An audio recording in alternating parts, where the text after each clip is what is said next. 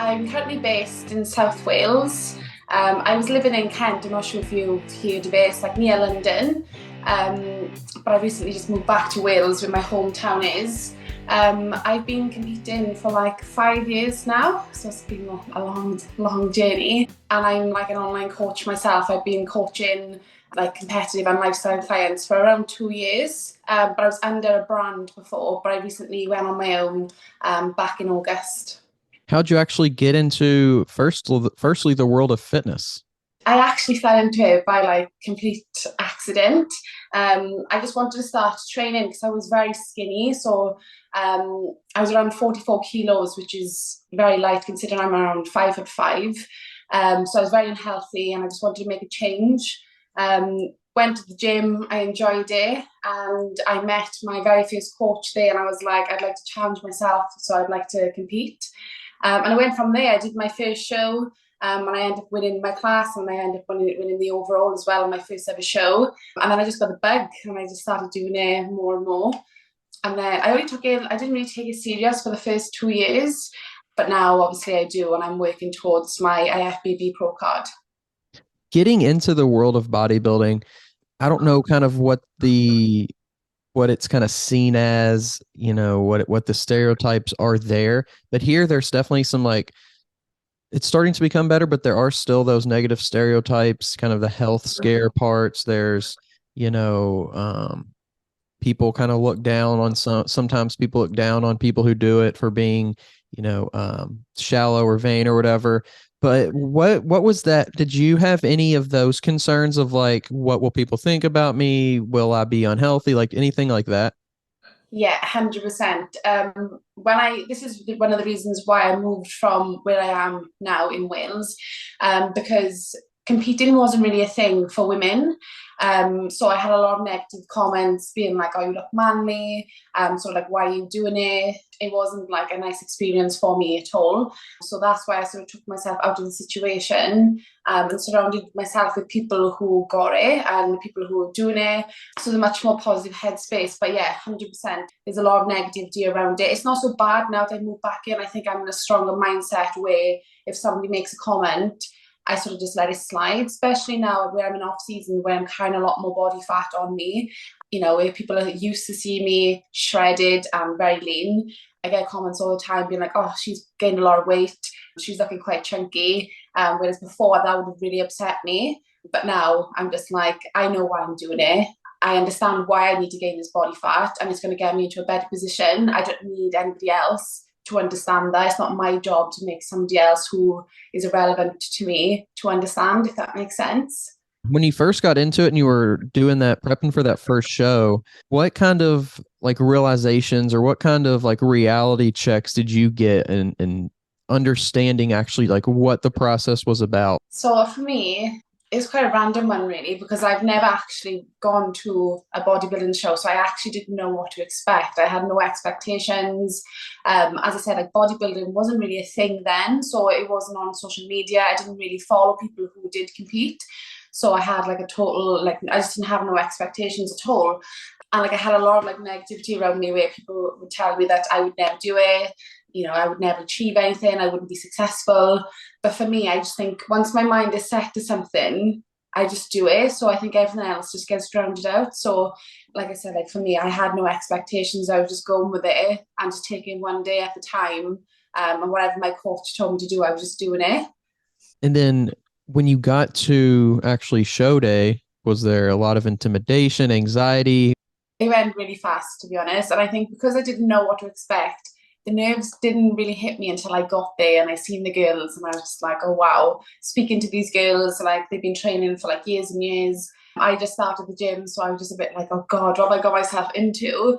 But I think a lot of people have an opinion on bodybuilding that, it's a lonely sport. And yeah, it can be. But the girls who I was behind stage with made my experience a lot better. Like, because that was the first time I had a lot of people helping me, going through like my posing routine just to help with my nerves. Obviously, my coach was super supportive as well. So, he had my back.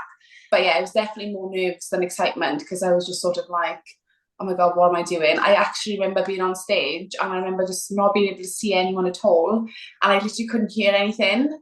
And I look back at videos and I could hear like my family screaming and like supporting me. But when I was on stage, I literally couldn't hear anything. It's like it just went so fast, so fast. And being on stage and then even, backstage seeing the other competitors, did you, especially the people who have been training longer, did you kind of have a vision for yourself like, hey, this is where I'm going to be one day? Or was it like, oh my gosh, am I ever going to get to this level? Yeah, so I was just looking at these people and just thinking I felt out of place because I was thinking like even when I won, I just felt like I wasn't worthy of the win because these girls had been training for a lot longer than I was. But when I went there, I had no expectations. I just wanted to do it just to take part. Like I didn't ever to expect to even get top three, never mind winning like the whole show. I was just doing it for me. Like it was a challenge that I set out to myself and just to get myself on stage. I think that's the best way to be sometimes is just to have no expectations. You don't get disappointed then either. After that show was over, what was it kind of like for you? I hear a lot of people talk about kind of, the post-show blues. You hear people, struggling with their diet after, their season's over. Like for you, was it a smooth transition? Was it like what kind of rough, rocky? What was it like for you? It was quite rough to be honest. I got into a bit of like a binging disorder because back then it wasn't like the reverse diets, like it wasn't or like the education that's out there now. There was none of that when I first started, so I literally just binged for 2 weeks straight. It was really hard, like it was really really hard. Like I would just eat, and it was as if like I was nothing was fulfilling me, so I just kept eating until I was like sick. But then I went to like a new coach then, and he really helped me. He helped me get out of the obviously like the binging, but it was obviously hard then because obviously my off-season weight I pretty much put on in the first 2 weeks. So obviously that off-season for me was probably the hardest, just because obviously I didn't carry much muscle, so I just looked a little bit chubbier. Whereas now every time I've rebounded, I obviously look leaner, so it's better. But yeah, the first one was really difficult. Like the post-show blues hit hard. I was very lost. This episode is sponsored by Fountain TRT. Fountain wants to help you with your potential low T. Why do I say potential low T? Because a large percentage of men don't even know they're suffering from low T. They simply live with the symptoms that include weight gain, sluggishness, and erectile dysfunction and have no idea of the cause. Fountain wants to help you figure out if low T is your issue and help you get your levels back to a healthy range with a topical cream. The Fountain team are medical professionals who have years of experience in the industry and expertise in TRT. These labs are often covered by insurance and you may not have to pay anything out of pocket. The topical treatment is easy to use, just apply it once daily to your shoulder area. Most men start seeing results immediately. So if you're ready to gain back your energy, drive, and mental clarity, lose that stubborn weight, and just generally feel happier, check out Fountain TRT and use the link below to support the weight room and claim your $1 evaluation. This episode is brought to you by Move Your Body Apparel, a Lexington-based, community-ran premium activewear brand that promotes the importance of daily movement. For the rest of the year, MYB is donating a percentage of every order to the Special Olympics of Kentucky. Save 20% off your first order with the link below or use code TWR20 online at mybapparel.com. And did you feel like you were going to come back to bodybuild, like you were going to get on stage again after that point, after kind of going through those struggles, or was it kind of still maybe I won't? No, I 100% knew that this was something that I was going to see through. I sort of accepted the challenge. I think at first when I started binging, I honestly thought that I would never be able to like break the cycle. I just thought that's it. Like I'm just going to end up being fat because I can't control my eating.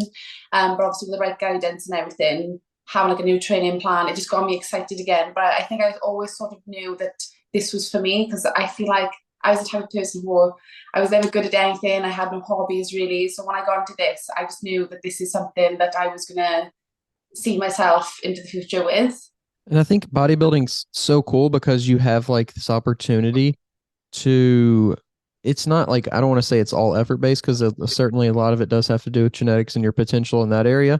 But a lot of it too has to do with like the effort that you're willing to put into it. And you can really dive all in. And even if you like, if a certain person never achieves, becoming a pro, or maybe they become a pro, but they never take that next step, like you can still open so many doors and have so many opportunities, whether that be coaching or whatever, through the sport of bodybuilding. Just the people you can meet, the connections you can make, it's such a really interesting sport and a really like supportive community in that way.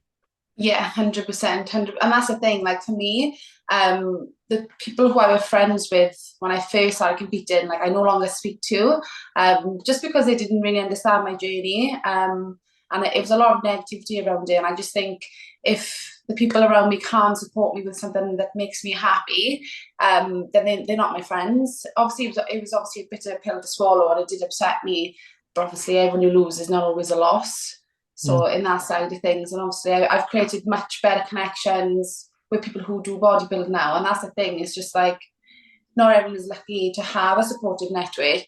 But obviously going into bodybuilding, the longer I've done it, I think most of my friends now are competitors, and even like my clients as well. Like my clients might go through this sort of same thing, and obviously they are sort of going through their adjustments as well. But I've got like a really strong bond with my clients just because I know how hard it is. So giving them that support, because they might not have that support from anybody else, I think is really important. And I think some people too don't even realize that they're like not being that they are being negative or they're not really supporting you on that journey. It's just it's such like this different thing. Bodybuilding, the lifestyle of it is so it's just so different from a normal what you would consider like a normal lifestyle. You're much more disciplined. You're worrying more about you're being more conscious, I should say, about like what food you're eating, when you're eating, making sure that you're getting obligations done. Whereas a lot of people, the only true thing that they would consider like something they have to get done is like their working aspect, their career, their job, like that's it. And then after that, it's a free game. It's a free world. You can eat what you want. You can, go to Yeah. bed when you want. You can do anything else you want as long as you make sure your job's done. But in bodybuilding, if you're a bodybuilder, it's like that job, that career. And then it's like there's all this other effort, all this other routine and organization and stuff. So I just feel like people they just don't, they can't grasp it. They can't understand it because for most people, it's just, since being a kid, really, and some kids don't even have that much structure, but, since being a kid, they haven't had any structure in their life. Yeah, no, 100%. And I think that's a big thing as well. I think for some people, it almost like intimidates them almost. So I think because it's an extreme sport at the end of the day. So like I'll get comments like, "Oh, you're starving yourself. Like, why are you doing this?" And perhaps people don't mean to be negative, but if I sat there and said, "Oh, why are you eating so much? Like, why are you eating so much on the weekend? Like, why do you drink so much?" They'd have enough to say. But obviously, when it's like in reverse, like they don't actually understand they're being negative and how hurtful their comments can be as well. After that first show and kind of getting through all those struggles that you talked about, what was your true goal? Did you see yourself wanting to be in the sport to like what was Yeah, your motivation after I guess it's unique for you because you did win that first show, but what was your yeah. motivation moving forward? Yeah, so I think for me, like I won my first show, but then the two shows after that I didn't place. So I was sort of thinking, is this for me? But I knew I wasn't giving 100%. So for me, I was just like, why do I deserve to win when the person who did win gave 100%? And then I sort of went through a thought process then of thinking, I never want to feel like I did when I didn't place. So that's when I started taking it a lot more serious. Started following accounts on Instagram, obviously seeing like the Olympia and things like that. And I was just like, this is what I want to do. This is going to be something I can see myself doing. And obviously like now working towards like my pro card. It's only been probably like the last 2 years, 2 or 3 years, I'd say, that I've started taking it more serious. But I just love the discipline. I just think it's amazing what our bodies can go through. And for me, like it just intrigues me so much. Being able to go like stage lean then, and then obviously going it back into an off season, coming back out again lean, and your body looks totally different from like the year before. Like I just think it's amazing what our bodies go through. This episode is brought to you by Move Your Body Apparel, a Lexington-based, community-ran premium activewear brand that promotes the importance of daily movement. For the rest of the year, MYB is donating a percentage of every order to the Special Olympics of Kentucky. Save 20% off your first order with the link below or use code TWR20 online at mybapparel.com. This episode is sponsored by Fountain TRT. A large percentage of men don't even know they're suffering from low T. Fountain wants to help you figure out if low T is your issue and help you get your levels back to a healthy range with a topical cream. The topical treatment is easy to use. Just apply it once daily to your shoulder area. Most men start seeing results immediately. Check out Fountain TRT and use the link below to support the weight room and claim your $1 evaluation. This podcast is sponsored by Smoking Gun Coffee, a veteran-owned coffee company that strives to give back to those in need. Don't forget to use code TWR10 for a 10% discount at checkout. When it comes to being a coach, what pushed you to want to do that? I think with me, I've always had, I haven't had much confidence in myself. So seeing how much competing has helped my confidence, and I used to have a really bad stutter from being such an anxious person. So seeing how much has changed my life and helped me, it just inspired me then to help girls who were exactly like me, because I have a lot of girls who come up to me, they don't have confidence, they don't have anything really, and they're like, I'd love to be like you, but I could never do it. And I'm just like, yeah, you can. I've done it. I'd love to be able to help you get through it. And some of my girls now have been with me for over a year, and seeing where they started to where they are now is honestly, it's insane. And I absolutely love what I do, just because I love to help people. So I think just for me, it's just from where I started and then where I am now, it just, I don't know, it just inspired me. And obviously I love what I do now as well. What do you think you've learned as a coach that you've kind of taken into your own bodybuilding? I think what I've learned is being 1% better every day is better than nothing. So a lot of people look at what the top bodybuilders are doing and they're like, no, I can't do that. I can't commit to this. I can't commit to, whatever. But then I say to them, in reality, we all start somewhere.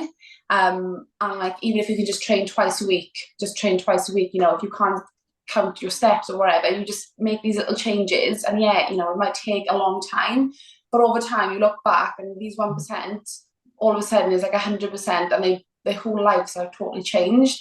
I think that's a massive thing, because a lot of people think if I can't stick to this, then it's no point me doing it, so I'm not going to do it. Whereas you're just making these small, slight changes that you don't even notice you're doing over a long period of time, your whole life has changed, I think I was a person who hated the gym.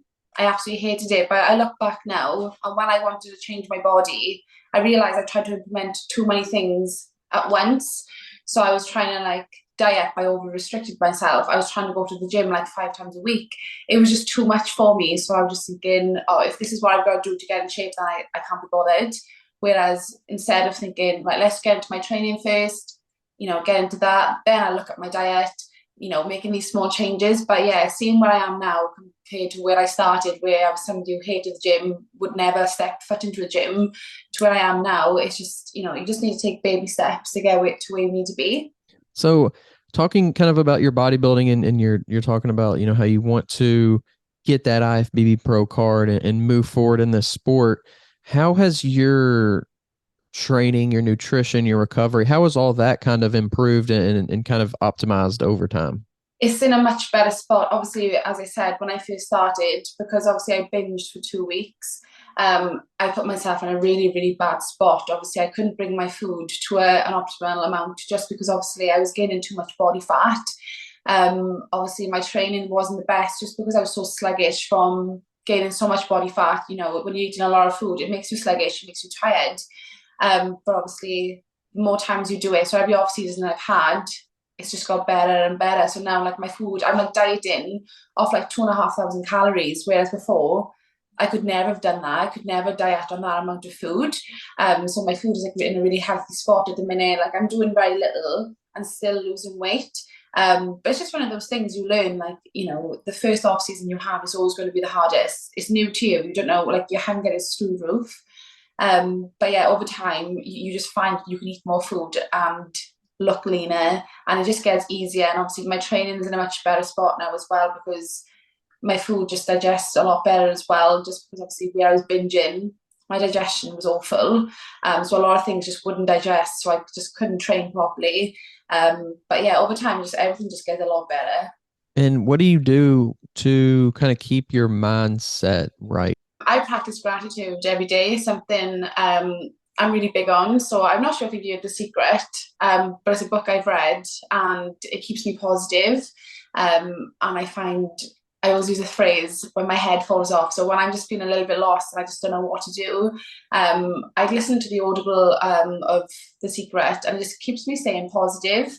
And that really helps me. But every day I'll practice gratitude. And when I'm just feeling a little bit like, oh, what's the point? I just look at what I have and I'm thinking, I'm grateful for so much. And that really does help me. I strongly believe that you are the 5 people around you. So if like the people around you, are not being their best, then rather go out drinking all weekend and all that sort of stuff. Like that's just what you're going to end up being like. Whereas obviously when I went to Kent and I was around like-minded people, it just made my journey so much more easier. Just being around people who understood, it was just like, I just feel like negativity breeds negativity. So if you're around people with a negative mindset, you're not going to be in the best mindset. You're not going to be at your best. So I strongly believe like mindset is such a powerful thing. If I go into the gym and I'm like, oh, I'm going to have a really awful session today, I probably am going to be having a really awful session, So it's such a like powerful thing. And I think a lot of people do look past the power of mindset. Yeah, for sure. So when it comes to training clients and being a coach, what do you think is the most challenging aspect of that? So obviously, like I do everything online, but I think for a lot of my clients, like my niche, like first timers, so it's like confidence with those. So a lot of people are like quite scared to go into the gym. They get a little bit anxious. So like that can be a really hard thing, because obviously to look past that, and I get it. Like I was somebody who was too scared to go to the gym, so I paid for a PT for years. Just because you just go in and you just think that everyone's looking at you, you're just wondering whether you're doing the exercise correctly. So obviously all these things in your mind, you just obviously think about all negative thoughts, and obviously then that's just going to ruin their session sort of thing. But what I do with my clients, I get them to send me videos, or like if they're local to me, I'll go and train with them just so they feel a little bit comfortable. I've had like girls FaceTime me whilst in the gym, just because obviously just thinking like I'm with them and talk, they just focusing on me rather than the environment. That really helps them as well. So I will literally go above and beyond for my girls, just because I've been there and I've done it. So I understand the thought process of thinking, everyone's staring at me. So for me, I'm like really big on that.